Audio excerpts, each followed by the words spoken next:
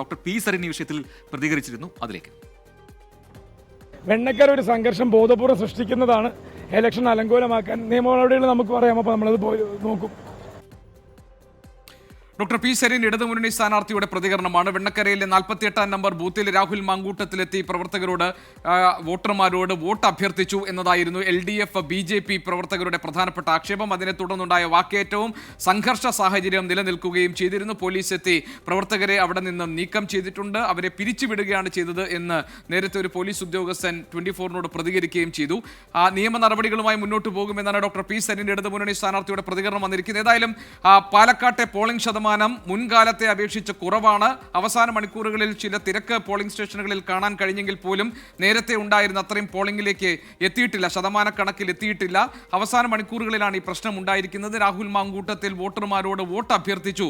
ആ വോട്ട് അഭ്യർത്ഥന നടത്തിക്കൊണ്ടുള്ള അംഗവിക്ഷേപം നടത്തി എന്നുള്ളതാണ് രാഹുൽ മാങ്കൂട്ടത്തിനെതിരെ ഇടതുമുന്നണി BJP പ്രവർത്തകർ ഉന്നയിച്ചിരിക്കുന്ന ആക്ഷേപം. അതിനെ തുടർന്ന് പ്രവർത്തകരെത്തി വാക്കേറ്റമുണ്ടായി. അവസാന നിമിഷത്തിൽ UDF-ന് വരേണ്ട വോട്ടുകൾ തടയാൻ വേണ്ടിയുള്ള ശ്രമമാണ് ഇടതുമുന്നണി പ്രവർത്തകരുടെ ഭാഗത്തുണ്ടായതെന്ന ആക്ഷേപമാണ് രാഹുൽ മാങ്കൂട്ടത്തിനൊപ്പമുള്ള പ്രവർത്തകർ അല്പം മുൻപ് പങ്കുവച്ചത്. ഏതായാലും സംഘർഷ സാഹചര്യം ഒഴിഞ്ഞിരിക്കുന്നു. വാക്ക് തർക്കത്തിന്റെ വക്കോളമെത്തിയ ആ പ്രശ്നത്തിന് പരിഹാരമുണ്ടാക്കാൻ പോലീസ് ഇടപെട്ടതോടുകൂടി കഴിഞ്ഞു എന്നുള്ളതാണ് ആ ദൃശ്യങ്ങളിൽ നിന്ന് നമുക്ക് മനസ്സിലാക്കാൻ കഴിയുന്നത്. യെസ്, ദീപക് ധർമ്മടം ഏറ്റവും പുതിയ വിവരങ്ങളുമായി ഒരിക്കൽ കൂടി ചേരുന്നു. തത്സമയം ദീപക്, ഇനി അറിയേണ്ടത് പോളിംഗ് ശതമാനം എത്രയിലേക്ക് മാറും, എത്രയിലേക്ക് പോകും എന്നുള്ളതാണ്. 68% കഴിഞ്ഞിട്ടുണ്ട് പാലക്കാട്ടെ ശരാശരി പോളിംഗ് ശതമാനം. ഇതിനോടകം ഏതൊക്കെ ബൂത്തുകളിലാണ്, അതായത് രേഖപ്പെടുത്തപ്പെടേണ്ട പോളുകളിൽ വോട്ടുകളിൽ ഏറ്റവും കുറവ് ഈ സമയം വരെ രേഖപ്പെടുത്തിയിട്ടുള്ളത്? അവിടേക്ക് ഇപ്പോൾ വോട്ടർമാർ എത്തുന്നുണ്ടോ?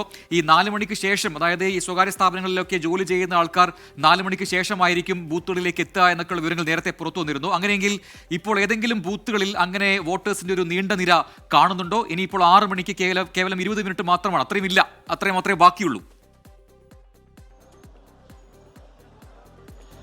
പ്രജിൻ, ഇപ്പോൾ 5:41, അതായത് പോളിംഗിൻ്റെ ഫോട്ടോ ഫിനിഷിലേക്ക് എത്തുന്നതിന് തൊട്ട് മുൻപാണ് ഈ വെണ്ണക്കരയിൽ സംഘർഷം ഉണ്ടായത്.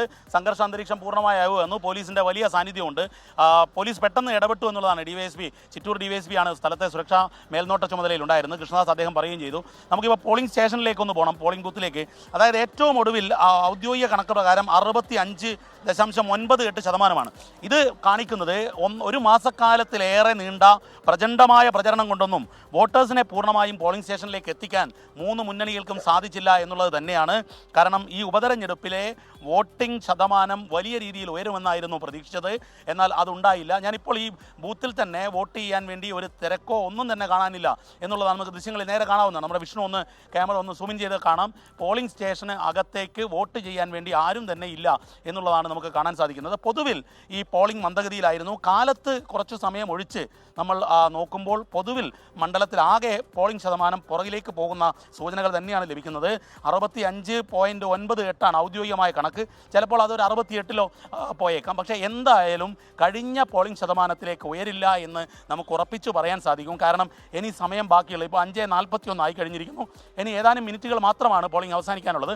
മാത്രവുമല്ല, ഒരു നീണ്ട ക്യൂ, സാധാരണഗതിയിൽ ടോക്കൺ നൽകി ക്യൂവിൽ നിർത്തുകയാണ് പതിവ്, കാരണം 6 മണിക്ക് ഉള്ളിൽ എത്തുന്നവർക്ക്. പക്ഷേ അത്തരത്തിലുള്ള ഒരു സാഹചര്യം പോലും ഇല്ല. ഈ സംഘർഷം നടന്ന പോളിംഗ് സ്റ്റേഷനിൽ ഇപ്പോൾ സുഗമമായി വോട്ടെടുപ്പ് നടന്നുകൊണ്ടിരിക്കുന്ന കാഴ്ചയാണ് നമ്മൾ കണ്ടുകൊണ്ടിരിക്കുന്നത്. ഏതായാലും ഈ പ്രചണ്ഡമായ പ്രചരണം, ഒരു മാസക്കാലത്തിലേറെ താരപ്രചാരകരെ ഇറക്കിയുള്ള പ്രചരണം കൊണ്ടൊന്നും വോട്ടേഴ്സ് കൂടുതലായി പോളിംഗ് സ്റ്റേഷനിലേക്ക്